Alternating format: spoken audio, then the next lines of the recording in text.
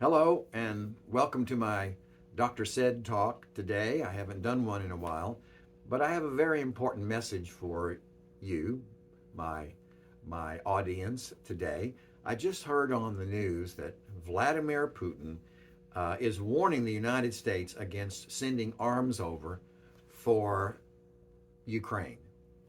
Of course, he is. It looks like he's not going to see the disaster that he's causing. He's not going to say, gosh, I feel bad about that.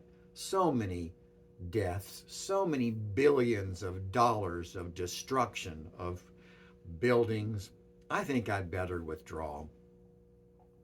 He doesn't have that kind of mindset, evidently. He has a goal. I'm not sure what it is, but he thinks that his life and the Russians' lives will be better in some way if he sends tanks and guns and soldiers into Ukraine and start blowing up things and killing thousands of women, children, and citizens of Ukraine. It's enough to make you think, is he deranged? Is he mentally ill? Well, not in the axis one way of being mentally ill, like schizophrenic or bipolar disorder, but axis two has to do with personality disorders. Now, psychopath is not an official DSM term, but he's a psychopath. Clearly, what kind of a monster would in a time of perfect peace? It wasn't like they were, shooting shots across the border and harming the Russian citizens, and so he moved against them to get them back or to shut them down. I know there's a long history of this area. It goes back 1,000 years, all the fighting in this area. It's amazing. But there was nothing like that going on. He just decided to amass this army and get all the big explosives ready to go and move the tanks down the road to go and kill thousands of people. What is wrong with a brain that thinks that way?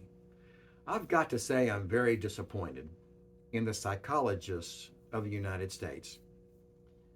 I don't watch every news channel every day. I don't listen to every blog out there, far from it. But I regularly watch the news. And I have not seen one psychologist interviewed by CNN, Fox News, NBC, ABC, CBS, not one, to explain to the American people what is wrong with Putin's brain. Okay? And when you talk about his brain, you talk about his personality. And in a case of this, we're going to talk about his personality disorder. The man has a personality disorder. Above the official disorders is psychopathy, sociopathy. I've created the word egopathy. He's a dyed-in-the-wool egopath. He doesn't care about others, which means he has zero emotional intelligence. He's an emotional intelligence moron. And I hear a lot of very calm speaking on the news about what we're going to do this and that. And a lot of chanting, so there's some emotion there.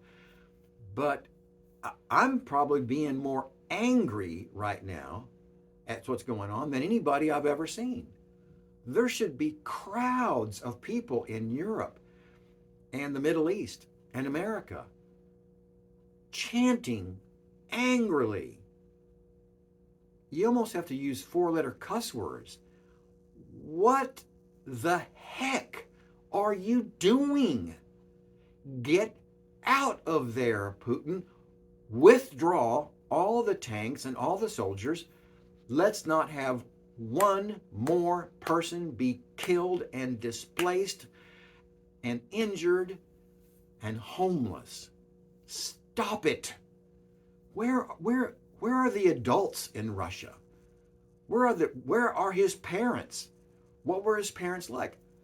And that's a very important question because something happened to him as a child that was very detrimental to the healthy and appropriate development of a healthy personality that has empathy for another person's pain. And beyond that, he has a drive and a need to cause tremendous pain in a whole population. And he does it without remorse, without regret. It's amazing. And I want to challenge every psychologist, every counselor in America to get on their blog, get on their website, be interviewed by your local TV station, and talk about this is what happens when parents don't do a good job. Oh, Dr. Wood, it doesn't all go back to parenting. Well, 99% of the time, it does in cases like this. Now, somebody could use drugs and alcohol and start developing some bad behaviors more as a result of the drugs and alcohol use. But when someone seems to be stone cold sober and making these kind of horrific,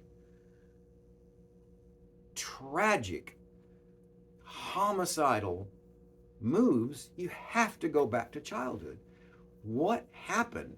If you'll go back and study what happened to Stalin as a child, Hitler as a child, Mussolini as a child, you will find a history of abuse or neglect, abandonment, chaos, trauma.